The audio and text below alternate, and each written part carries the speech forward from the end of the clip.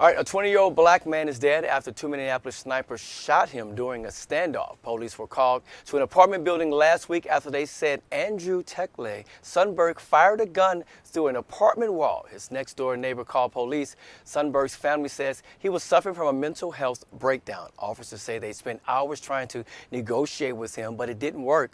Around 2:30 in the morning, Sundberg's father addressed him over the loudspeaker, begging for him to come down. 2 hours later, he was shot by two snipers. He died at the hospital. It's unclear if the officers have been disciplined for the shooting, but it turns out the same officers who were involved in this shooting were part of a SWAT team that killed Amir Locke last year. Police reform activists took to the streets this week calling for police to handle situations with the mentally ill differently. Civil rights attorney Benjamin Crump has joined the legal team.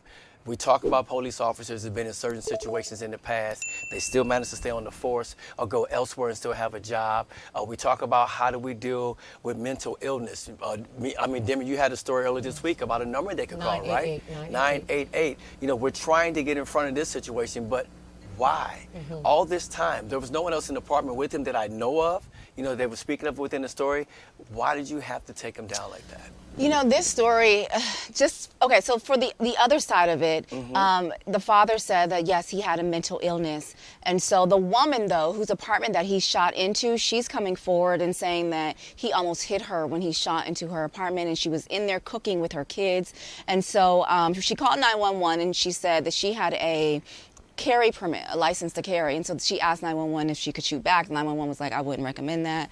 And so she didn't shoot back, but she's saying that a lot of people now are comparing him to the Breonna Taylors and the Amir Locks and things like that because of police killing him. But she's saying in her defense is that this man tried to kill her and her family, and so she's understanding that he has mental illness, but from her perspective, she's just saying she was scared, her family was scared, and what does she do in a situation like this where there's a mentally ill person who fires into your apartment? What does she do? You know, Mimi, I'm so happy that you said that, because at the end of the day, you know, I could sit here and read 988 and give it to our soulmates and say, let's all, you know, when we feel like we're in danger, let's call 988 before we call 911. But at the very end of the day, I've been in some situations before with a person that I believe to have been homeless, you know, and I was terrified. And so honestly, in that situation, when you were thinking about your own life or death, to be honest, we can sit here and say 988 all that we want, but at the very end of the day, when you are in those situations